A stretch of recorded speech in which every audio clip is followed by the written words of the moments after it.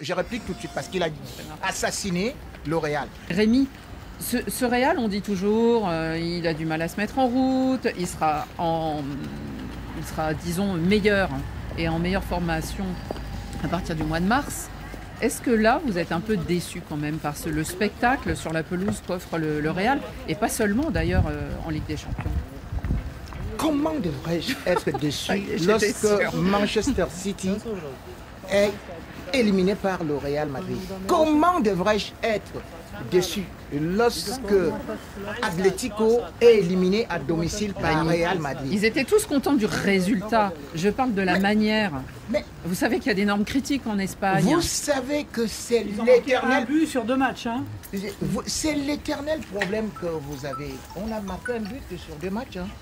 Donc vous ne saviez pas que le Real avait battu au match aller par 2 buts à 1. Mais attendez, voilà déjà quelqu'un. Mais je suis sérieux, mais voilà quelqu'un qui... Voilà. Donc vous voyez, la mauvaise foi fait de telle sorte qu'ils viennent avec des fausses statistiques. Et du coup, Dieu sait perdre justement ceux-là qui viennent avec la mauvaise foi. Moi aujourd'hui, je vous avais dit, le Real a sa tactique. Le Real, ce n'est pas le tiki-taka. Ceux qui font le tiki-taka, vous pouvez les apprécier. Mais le résultat est là. Je vous avais dit, en mars, le Real sera qualifié. Est-ce que le Real a été qualifié? Oui. On ne se souvient que des vainqueurs et non des vaincus. On ne se souvient que de ceux qui vont toujours au bout, qui savent gérer. Satisfait. Non, mais à quel prix? Superbement satisfait dans la mesure où, justement, ce Real a pu, une fois de plus, malgré les multiples blessés, il faut quand même savoir que le Real Madrid est l'équipe qui a 40. Oui, mais les autres équipes. Mais quand vous voyez Pep Guardiola qui se plaint d'une blessure, mais le Real, c'est 40 blessures. Et cette équipe-là, qui n'a pas de latéraux, mais cette équipe-là qui vient recruter un jeune pour essayer de compléter le vide, de combler le vide. Cette équipe-là qui a un attaquant qui est en phase d'adaptation. Mais mon Dieu, ce Real-là, qu'on voyait en train d'être éliminé dès le début de la compétition, a réussi à remonter la pente. C'est ça le suspense. Quelle déchéance. Quand on pense à l'histoire du Real Madrid qui dans les années 50 c'était Di Stefano, c'était Puskás, c'était le beau jeu. Dans les années 80 encore avec la Quinta del Buitre, Butragueño, Martin Vázquez, tous les internationaux espagnols, c'était encore Hugo Sanchez le Mexicain qui a joué là-bas aussi. C'était toujours le beau jeu. Encore la génération Zidane avec Figo, avec Beckham. Il gagnait moins mais c'était encore le beau jeu. Aujourd'hui Rémi Ngono se satisfait d'un gagne petit sur un penalty qui a été annulé de façon lamentable en jouant sur une petite truc de règlement. En 10 ans, mais quelle déchéance, quelle déchéance. Monsieur. Comment le Real aujourd'hui et Rémi Ngono est là, se pavaner d'une victoire gagne petit. Quand l'Atlético gagne comme ça, on dit oui, mais c'est le style de jeu de l'Atlético. Ils sont pauvres, ils n'ont pas d'argent, ils se battent avec leurs armes, mais le Real tombé si bas. Franchement, Rémi Ngono, quel manque de panache. On va poser la question à un joueur. Est-ce que finalement, Marc, seul le résultat compte? Seul le résultat compte, puis on va rassurer les gens qui découvrent peut-être le football, le Real est passé. Non, parce qu'on a l'impression que c'est une catastrophe. C'est-à-dire qu'on parle de Vinicius, on parle de Bellingham, on parle de juste Mbappé qui fait partie des meilleurs joueurs du monde. Donc c'est vrai, les amis, je suis assez surpris. On les voit pas vraiment. C'est frustrant. Le problème, c'est frustrant. Mais en face, vous avez une équipe en face qui refuse le jeu, qui va attendre. Donc ils vont vous empêcher de jouer. Certes, ils n'ont pas été très bons. On peut mettre aussi Liverpool. Qu'est-ce qu'a fait Liverpool sur 2 matchs face à Paris? Est-ce que c'est Paris qui a été très bon ou Liverpool qui a été très faible? On a vu une confrontation de 2 équipes, un peu des deux. Mais sur les 2 rencontres entre le Real et l'Atlético, en championnat, elles se rencontrent, elles font 1-1, ce ne sont pas des beaux matchs. Si vous voulez avoir un beau match, il ne fallait pas attendre quoi que ce soit. On savait que ça allait être âpre et difficile. Le Real a fait la différence. Le Real a fait dire, vous voulez pas jouer, vous voulez mal jouer, eh ben on va mal jouer. Par contre, nous, eh ben on va passer. La différence, des petits messages intéressants, Maubané, Bertrand, là, ça tombe à l'instant. Le Real a assez perdu de titres avec le beau jeu. Vous vous souvenez, les Galactiques, les Zidane et compagnie.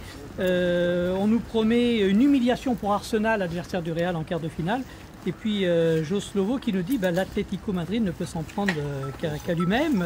Il fallait savoir achever un Real Madrid qui était plutôt moyen. Quand on a l'occasion, il ne faut pas tergiverser. On reviendra sur cette histoire de la règle. Mais Xavier, alors justement, un des autres je voudrais répliquer parce qu'il a parlé là. Je n'ai pas rebondi. C'est lui qui avait la parole tout de suite. Alors, je vais juste lui dire que, monsieur, sur les 10 dernières saisons, le Real, avec ce mauvais jeu que tu critiques ici, c'est 5 Ligues des Champions. Le Barça avec ton... Attends. Elles ont toutes été volées. J'étais laissé parler. Toutes les décisions d'arbitrage. Chaque fois. Mais si, je les vois. J'étais laissé parler, mon cher ami. Non, mais c'est pas la peine de ressortir ça. Depuis la semaine dernière, tu parles seul. On en a déjà parlé plein de fois. Alors, je t'ai dit, c'est toi qui étais en train de dire ça, que ce Real, c'est un gain petit. Mais je voulais te dire que, depuis pratiquement 2014, tout le monde sait que c'est toujours contre Atlético. 2015, on bat toujours Atlético de façon difficile. 2010 et 2000. C'est-à-dire 5 fois. Est-ce que tu te rends compte? 5 fois on a battu Atlético. Et à une certaine période. Tu l'as pas battu. Si, tu l'élimines au tir au but. C'est pas battu. Ils sont pas battus. Ça fait des matchs nuls. Ils se qualifient au tir au but. Ils l'ont pas battu. On n'a pas perdu. On a 2 Coupes du Monde de plus aussi. Oui, c'est ça. L'Italie et l'Argentine. Dans les statistiques dont est si friand Rémi Ngono, ce ne sont pas des défaites, ce sont des matchs nuls. Arsenal sera en face, puisque ils n'ont aucune chance. Mais je rejoins notre auditeur, ils n'ont aucune chance. Match retour au Bernabéu avec l'arbitrage, vous n'avez aucune chance. Malheureusement pour Arsenal. Mais alors, parlez des arguments sportifs quand même. Mais regardez les arguments sportifs, ils en ont des blessés. Il faut être 3 fois plus fort que le Real pour gagner, pour avoir une chance de passer. Parce qu'on sait que sinon il joue déjà à 12 ou pour pas dire à 15. Donc c'est. Mais on l'a encore vu là. Arsenal, ce n'est pas le Barça qui gagnait, qui est venu battre le Real à domicile. Oui, parce qu'ils sont 2 fois plus forts. Ah bon, mais là il n'y a pas d'arbitre. Ils sont 3 fois plus forts. Mais Arsenal n'est pas 2 fois plus fort que le Real. C'est l'arbitre qui élimine souvent le Barça depuis 10 ans. Depuis 13 ans. On n'avait pas de Ligue des Champions. C'est l'arbitre qui a fait pencher pour le Real Madrid. Vous n'avez rien. Qui a fait pencher contre le Bayern, contre Leipzig, Xavier est jaloux. Non, je suis pas jaloux, je suis désolé qu'on se réjouisse de ce genre de victoire, de petites victoires, quand on prétend être un grand club. Il n'existe pas de petites victoires, c'est celle-là. Là, il y a le suspense. C'est pas parce que tu joues contre Benfica qu'on va sauter au mur. Tu joues contre Atlético, monsieur, et tu gagnes Atlético Madrid. Monsieur, Atlético, c'est pas Benfica. Alors, respecte ce Real-là et surtout, respecte Simeone qui venait de faire 4-4 avec le Barça. Il venait de faire 4-4. Benfica a plus de titres européens que l'Atlético. Mais bon, ça c'est un petit rappel. Marc, est-ce qu'on peut dire que Arsenal est parmi les cadors européens de ces quarts de finale, de ces 8 qualifiés? Par rapport à leur championnat déjà, en perdant ce week-end, ils ont peut-être décroché par rapport au titre, donc peut-être qu'ils vont se concentrer sur les champions. Pour moi, ils sont un peu trop tendres, ils ne sont pas forcément habitués puisque c'est nouveau pour eux de revenir ils finissent sur la scène. deuxième depuis plusieurs années et deuxième en Angleterre, on sait que c'est... Oui, mais après il y a la parole et ce qui va se passer en Ligue des Champions qui est totalement différent. Là, ils ont su faire la différence. Est-ce que l'équipe était très faible? Ils ont su marquer énormément de buts. Est-ce qu'aujourd'hui, ils sont capables de passer? Pour moi, encore une fois, qu'on le veuille ou non, cette équipe du Real Madrid, elle est injouable. Elle est injouable. Vous pouvez faire ce que vous voulez, ils ont de l'expérience. Quand il faut vous faire mal, ils vont vous faire mal. L'Atlético peut s'en prendre qu'à eux parce qu'ils doivent faire la différence. Ce qui va me déranger du côté Arsenal, c'est que ça joue très bien. Peut-être sur les derniers instants, allez, depuis la reprise, peut-être que ça joue un petit peu mieux, avec des joueurs peut-être un petit peu plus affûtés. Mais l'expérience, elle reste de l'autre côté. Quand vous voyez Rudiger, quand vous voyez certains joueurs qui sont là, l'expérience si longue et ils savent vous gêner, vous perturber. Et je pense qu'Arsenal n'est pas armé. Si Arsenal finit deuxième depuis quelques années ou troisième, c'est qu'à un moment donné, il leur manque le chien fou, le joueur qui va être méchant. Arsenal, c'est toujours beau. Arsenal, Real, même quand c'est pas beau, ben, ils peuvent vous faire mal. Et ils ont fait mal encore une fois. Oui. Annie, jouer sur les Bagdé, là, sur Facebook Live, le seul club capable d'empêcher le Real Madrid d'aller en finale, c'est le PSG. Oui, il pourrait se retrouver déjà, on va y venir au Paris. Là, c'est le duel avec Mbappé. Moi, je voulais parler de l'autre club espagnol qu'on attendait quand même à ce niveau. Alors certes, ça aurait pu être l'Atlético, mais il y a le Barça. Le Barça qui est passé au détriment de Benfica. Le Barça qui court après une Ligue des Champions depuis 2015 et la fameuse MSN. Oui, Enrique. Est-ce qu'ils vont être face à Dortmund, qui était finaliste l'année dernière? Est-ce que c'est une affiche surprenante et qui peut les surprendre? Ils ont déjà rencontré Dortmund en phase de Ligue, comme on dit maintenant. Ils ont gagné à Dortmund. Premier tour. Ah ouais, donc je pense que ce Barça est effectivement très enthousiasmant. Alors de temps en temps, il est un peu moins performant parce que c'est beaucoup de jeunes joueurs, donc qui peuvent parfois avoir un coup de moins bien. Mais si on regarde l'ensemble de leurs performances depuis le début de saison, en Ligue des Champions notamment, ils ont gagné à Dortmund, ils ont battu le Bayern. En championnat, on rappelle qu'ils ont battu le Real Madrid. En Super Coupe d'Espagne, je crois aussi, même si c'est une compétition un peu bidon, ils ont aussi battu le Real. Donc c'est pour le moment une équipe qui sait aussi gérer les grands rendez-vous. Alors effectivement, elle a eu quelques ratés cet automne contre des clubs de milieu de tableau dans la Liga, mais ils sont toujours en tête. Et surtout, je pense qu'ils ont vraiment cette envie. Oui, on va y venir après, parce qu'il y a une affiche qui nous intéresse. Soyons précis. Et donc, du coup, je pense que ce Barça-là, oui, il a la faveur du pronostic face à Dortmund. Même si c'est un Barça, on en parlait quand on préparait l'émission, qu'il y a quand même beaucoup de trous d'air en défense, non, Rémi? Oui, ils encaissent beaucoup de buts. Ils prennent beaucoup de buts, et bien sûr parce qu'ils jouent aussi haut avec le hors-jeu. Donc, et certaines équipes commencent déjà à comprendre aussi ça, et ça fait de telle sorte qu'on a vu quand même que des joueurs comme Koubarsi, même si au début, ils paraissaient si bons que ça, ils ne sont pas aussi bons que ça à Raoult. On a vu qu'il peut avoir beaucoup de manquements, il n'a pas de la vitesse. Mais bon, peut-être qu'aujourd'hui, la seule difficulté, par exemple, quand on regarde ce Barça, c'est que justement, c'est une équipe qui a aussi, curieusement, un banc. C'est-à-dire que vous pouvez voir déjà des gens qui reviennent de blessures, Gavi qui est déjà revenu, et puis Pedri qui est devenu assez bon. Et aujourd'hui, vous avez Firmine qui peut être aussi une bonne roue de secours. Donc c'est un Barça qui finit assez bien ses matchs. Mais des deux côtés, en fait, le Barça, c'est la puissance de Yamal aujourd'hui et Lewandowski qui peut faire la différence avec la défense du Real. Mais de l'autre côté, si les 3 ou les 4 joueurs comme Rodrigo, Bellingham, Mbappé, Vinicius, ça peut faire très mal aussi. Donc si on ne peut pas les comparer aujourd'hui parce qu'ils se sont croisés, Barça a fait la différence. Mais c'est vrai qu'aujourd'hui, le Barça, Yamal, c'est le facteur X. Julián Alvarez, pour moi, Julián Alvarez aurait pu éliminer le Real tout seul. Il a fait des exploits. S'il n'y a pas lui, l'Atlético ne marque pas de but. Eux, en face, ils auront Adeyemi, ils auront Guirassy. Et on a vu qu'il y en a perdre. Hein. Voilà. Vraiment, ils ont fait mal à Lille. Hein. Oui, une très très bonne deuxième mi-temps. C'était mal embarqué. Les Lillois avaient ouvert le score. C'est Lille qui était qualifié à ce moment-là. Et on a retrouvé quand même le finaliste de l'année dernière, même si en championnat Bundesliga, ils sont pas bien. Il y a des joueurs de classe dans cette équipe. Et Guirassy, très bon match contre les Lillois. Guirassy, ça fait 10 buts et 5 passes décisives. Mais c'est vrai que c'est l'expérience qui a joué là, on en parlait de finaliste l'année dernière. Et on disait qu'à un moment donné, Lille n'a pas su marquer le deuxième et le troisième but à Dortmund. Ils n'ont pas su le faire. Et là, ils ont marqué. Et puis après, on a vu toute la puissance. Ils ont gagné, mais ils auraient pu en mettre 2 ou 3 de plus sans problème. Et Guirassy, il a été énormissime. C'est-à-dire qu'il pèse tellement devant, il est à l'origine du but. C'est vraiment un super joueur. Et il faut le prendre en compte parce que le Barça, ils vont devoir se prendre Guirassy sur le dos. Et lui aussi, il a brillé. Dortmund est 10e, 11e du championnat. Peut-être que Guirassy peut dépanner des clubs et ce genre de le voir, ça peut donner des idées à des clubs. Que dire de ces deux aussi clubs européens et institutions européennes qui vont se retrouver en plus face à face, Xavier? Le Bayern Munich, qui a gagné en 2020 une Ligue des Champions, et c'était Hansi Flick, qui est aujourd'hui à Barcelone, face à Paris, qui était là. Exactement. Et là, c'est face à l'Inter Milan. L'Inter Milan, les deux équipes sont en tête de leur championnat. Oui, l'Inter qui était en finale de la Ligue des Champions il y a 2 ans contre Manchester City de Pep Guardiola. Donc c'est une équipe qui est habituée aux grands rendez-vous, qui a un effectif pléthorique aussi.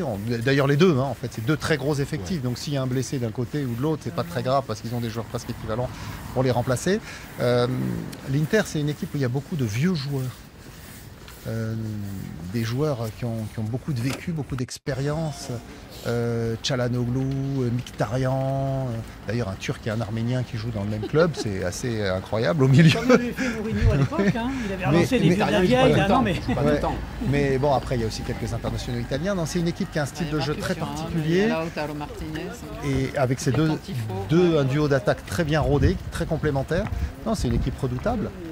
Je donnerais quand même un petit avantage au Bayern, mais l'Inter, c'est très fort. Certains voient l'Inter comme un peu l'équipe qui avance masquée, c'est-à-dire un peu discrète, et qui malgré tout a une force incroyable, Rémi. Oui, l'Inter a une force incroyable parce que ça joue beaucoup en bloc. Et il faut aussi savoir que le Bayern est une équipe qui passe beaucoup par les côtés.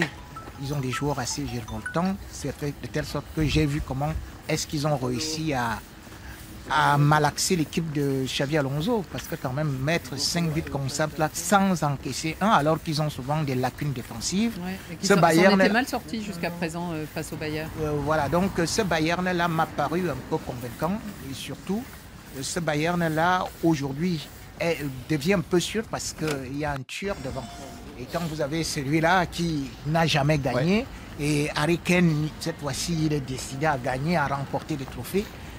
Et justement, lors du dernier match, c'est encore lui qui est élu homme du match. Pour moi, le Bayern peut faire très très mal parce que le Bayern a très mal. De toute façon, c'est comme le Real, hein. C'est des équipes qui commencent mal, mais on connaît à peu près, c'est les Saintes Écritures hein, qui le disent. C'est-à-dire que Matthieu, chapitre 20, verset 16, il est écrit, hein, ainsi les derniers deviendront les premiers et les premiers deviendront les derniers. Alors est-ce l'année justement les derniers, du Paris Saint-Germain? Allez, je vais demander à un Marseillais. Vous me demandez ça à moi? Écoutez, je leur Ils ont été impressionnants quand même à Liverpool. Oui, ils ont été impressionnants. Bien sûr qu'ils ont souffert du bien. C'est surtout le match à Paris qui a été pour moi le plus impressionnant parce qu'ils ont souffert en Anfield. Ils sont tombés sur un petit Liverpool, mais c'est peut-être Paris qui les a fait déjouer. Maintenant, on nous explique déjà, non mais attendez, ils risquent de revoir le Real Madrid, qui va revenir au parc. Il faut déjà passer à Aston Villa. Aston Villa, c'est Unai Emery.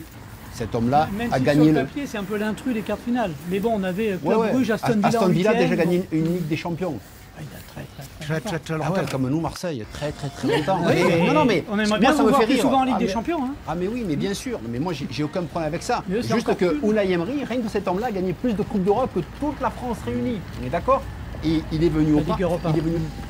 Mais nous, on aimerait gagner, on ne gagne pas, on n'y arrive pas. Donc, cet homme-là, lui tout seul, a peut-être la manière et la façon de faire tomber peut-être la revanche, de faire tomber le PSG. Donc c'est pas gagné d'avance. Le PSG par favori avec ce qu'on voit actuellement. Mais je pense que ça peut être difficile. Il faut rappeler une chose quand même, c'est que sur les 8 premiers directement qualifiés pour les huitièmes de finale de cette Ligue des Champions, il y avait 3 clubs anglais.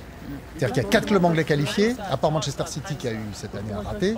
Les 3 autres sont directement qualifiés pour ces huitièmes de finale. Et Liverpool, si Liverpool n'était pas tombé sur un super PSG, les 3 seraient aussi en quart de finale. Parce que le championnat d'Angleterre est tellement au-dessus des autres, la première ligue est tellement relevée, que forcément les 4 représentants, ou 3 quand il y en a un qui a un coup de moins bien comme Manchester City cette saison, sont beaucoup plus performants que les autres.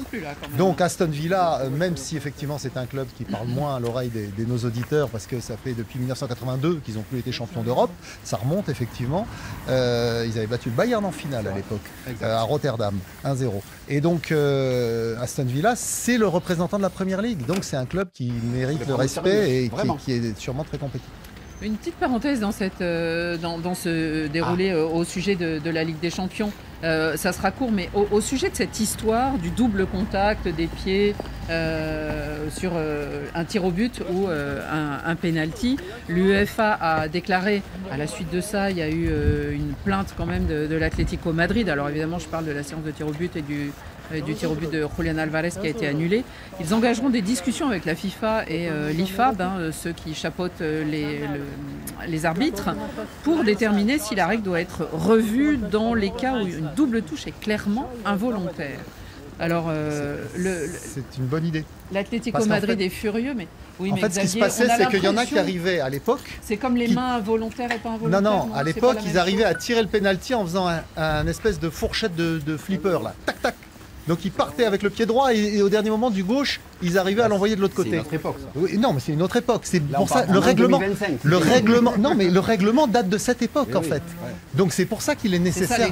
Il est nécessaire de le revoir parce qu'effectivement à l'époque il y avait des petits rusés qui voulaient tirer les pénaltys comme ça. Donc ce règlement l'interdisait. Mais là, on n'a jamais prévu le fait qu'il y aurait la glissade qui a été donc celle d'Alvarez qui a et donc on a annulé son penalty contre le Real Madrid.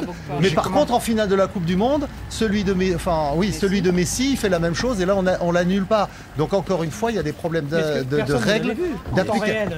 Mais en temps réel, écoute, regarde les vidéos. Si, le ballon il change un peu de trajectoire. En temps réel, celui de Julián Álvarez, on le voit pas non plus qu'il y a 2 touches. Mais si on le voit. Aujourd'hui, non, on voit pas qu'il y a 2 touches en temps réel, on voit pas.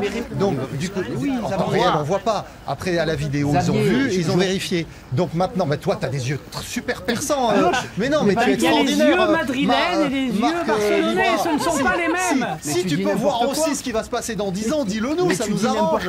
Non, mais j'ai juste joué au foot. Tu vois bien que... Mais alors, laisse-moi parler. La position... Mais tu as pas vu que l'Atlético, ils se sont pas plaints. Et de suite, les joueurs du Real, ils ont dit Dotoka. De suite, parce que le geste, quand il frappe... Puisque tu as joué, tu as eu souvent des pénaltys refusés. Mais tu vois bien qu'il tombe et qu'il touche deux touches. Et il a glissé. Il n'a pas fait ça volontairement, il a glissé. Mais on voit pas qu'il y a deux touches. Je vous racontais n'importe quoi. Non, mais un peu de sérieux. Vous voyez bien que l'attitude de l'Atlético, il n'y a personne qui a bougé. Vous imaginez? Parce que quand il frappe, vous voyez bien qu'il perd l'appui. En perdant l'appui, qu'est-ce qui s'est passé? Le ballon, il a décollé. Mais tout le monde l'a vu qu'il y a deux touches. Mais il faut avoir joué au foot, Xavier. Je suis désolé de te le dire. Moi, je suis pas choqué, je le vois. Et de suite, la caméra, elle tourne vers les joueurs du Real. Et ils sont là, deux touches, hein, tout le monde. Et là, d'un coup, l'arbitre, qu'est-ce qu'il y a? Ah oui, il a fait deux touches, pardon. Donc, mais que tu dis ça, ça ne marche pas toujours, en fait. Si, ça marche. Xavier, ça marche effectivement quand c'est au dépend du Real Madrid. Est-ce que c'est nécessaire de revoir la règle? Non. Est-ce que ça va vraiment être... Les règles sont revues toujours, mais il ne faudrait pas inventer des règles lorsque ça tombe sur vous. Moi, j'ai vu Riyad Mahrez. Pep Guardiola, il a fait ça et puis voilà, ça a été annulé. Il jouait pour Leicester à l'époque. Voilà, ça n'existe pas d'aujourd'hui. Aujourd'hui, on nous fait comprendre qu'un gardien qui ne garde pas un pied sur la ligne, immédiatement, s'il arrête, on dit non, on annule ça. Donc la règle égale la règle. Si tu glisses, par exemple, même sur le terrain, vous avez vu Mendy glisser. Si Atlético marquait à cet instant-là, il ne va pas dire parce que et il se blesse d'ailleurs. On ne va pas dire que parce qu'il a glissé, alors on annule le but. Ce n'est pas parce que tu glisses. L'article 14.1 est clair. On annule le but et je crois que ça doit rester comme ça. On doit bien être sur ses appuis. Je vais contrôler ses crampons. Très curieux des prochains pénaltys du Real Madrid parce qu'en plus ils en ont beaucoup plus que les autres, donc on va les écouter avec intérêt. On n'a pas cité le pénalty de Vinicius. S'il vous plaît, Frédéric, est-ce qu'on ne devrait pas faire retirer dans ce cas-là? Puisque vous parliez du gardien lorsqu'il est sur la ligne, on fait retirer. Est-ce que là, il ne faudrait pas faire retirer au lieu d'annuler? Oui, c'est une piste.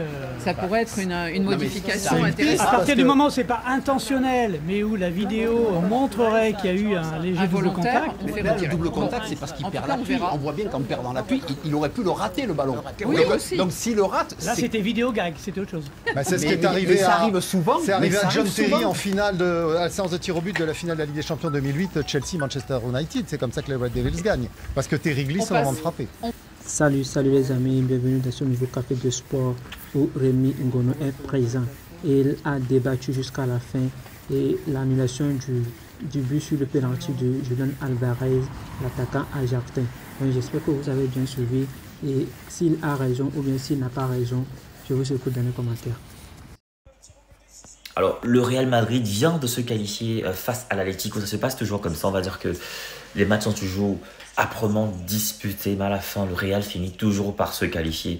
Que ce soit dans les prolongations, dans les tirs au but. On se souvient de l'époque de Cristiano Ronaldo. Ça se passait toujours de la même façon. Ça se terminait toujours comme ça. Voilà, le Real finissait toujours par passer. Et comme l'année dernière face à City, c'est bien sûr qui? C'est qui? Comme face à City, c'est Rudiger, Antonio Rudiger qui vient qualifié le Real Madrid. Incroyable, incroyable. C'est très très disputé. Je pense que ce nouveau format, la Champions League, amène plus de compétitivité. Ça crée du désordre, ça crée un chamboulement, mais au finish, ça crée plus de compétitivité. Il y a du désordre et du chamboulement, mais à la fin, il y a de la compétitivité. Il y a des grosses affiches très tôt. C'est vrai que c'est des affiches comme on aurait pu avoir en finale, hein, comme celle de Liverpool PSG, mais ça met de la langue, du piment. Dès les huitièmes, on sent que ça va être chaud jusqu'à la fin, quoi. Et n'importe quel gros, n'importe quel mastodonte, n'importe quel géant peut tomber. On sent que n'importe qui peut tomber. Personne n'a sa place assurée au soleil. N'importe qui peut tomber, peut chuter. Donc chacun a intérêt vraiment à bien se tenir. Parce que là, le Real a eu chaud. Le Real a eu chaud face à l'Atlético, il faut le dire. Le Real Madrid a vraiment eu chaud. Mais comme pour finir, le Real a 9 vies. Le Real est qualifié. Bravo à cette équipe du Real Madrid qui réussit toujours à se relever, à survivre. La Maison Blanche, voilà, en route pour conquérir peut-être une 15e Ligue des Champions avec son coach Ancelotti, le coach des stars. Alors, merci d'avoir regardé cette vidéo. C'était une réaction à chaud comme ça, juste après le match Real Madrid-Atlético Madrid. On se retrouve donc pour une prochaine vidéo. On va développer tout. Alors, décidément, cette séance en fait, ces huitièmes de finale, ces matchs à élimination directe se terminent tous au tir au but. Là, on est dans une séance de tir au but là, entre l'Atlético Madrid et le Real Madrid. C'est Mbappé qui va s'avancer.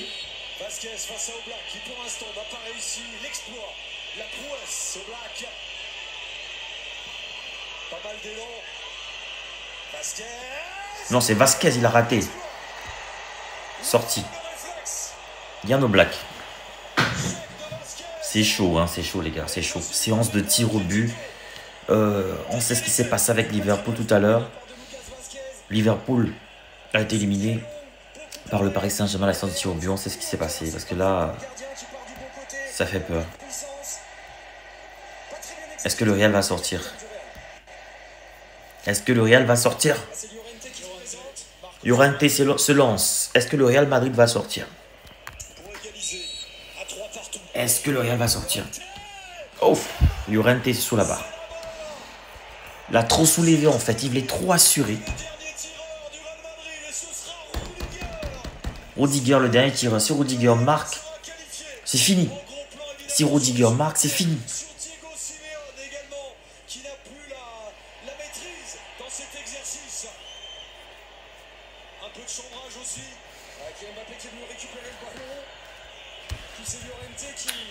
Rudiger à la balle de match. Qu'est-ce qui va se passer avec Rudiger à la balle de match? Rudiger à la balle de match. Qu'est-ce qui va se passer? Qu'est-ce qui va se passer avec Rudiger? Qu'est-ce qui va se passer avec Rudiger? Rudiger.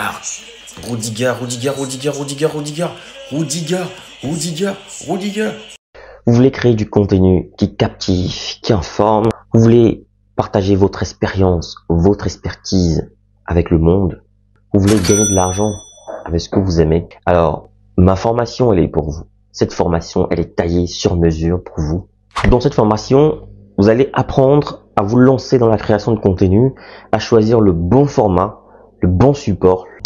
Dans ma formation, on apprend à trouver sa niche. On apprend à trouver sa valeur ajoutée, sa proposition unique, sa cible idéale. On apprend plein de choses dans cette formation. Dans ma formation, on apprend à trouver son rythme, on apprend à planifier son contenu, à optimiser son temps tout en restant motivé. C'est une formation accessible à tous, que vous soyez expérimenté, débutant, voilà, que vous vouliez créer du contenu audio, vidéo, écrit ou multimédia. Cette formation, elle est pour vous. Vous devez absolument l'apprendre. Alors cette formation est flexible, vous pouvez la suivre à votre rythme, selon vos disponibilités, vos besoins, vos envies. Elle ne coûte pas cher. 150 € pour tous les résidents en Occident et 75 000 francs pour tous ceux qui résident en Afrique. 75 000 francs CFA seulement. Alors qu'est-ce que tu attends? Souscris rapidement à cette formation parce que les places sont limitées à 50 places maximum et il y aura des formations chaque mois. Chaque formation dure 2 semaines minimum et 1 mois pour ceux qui ont du mal. Il y aura 2 semaines en plus de rémédiation pour essayer d'aider les autres. Alors, appelle ce numéro rapidement et surtout, écris à cet email pour souscrire à cette formation. Voilà, le numéro, je rappelle, 0467 81 59 18 précédé du plus 32. Donc, je reprends, plus 32 0467 ou alors plus 32 467 81 59 18 disponible bien sûr par appel et sur WhatsApp ou alors écrivez-moi tout simplement par mail pour souscrire à votre formation. Donc je vous attends nombreux et les places sont très limitées. Donc à très bientôt.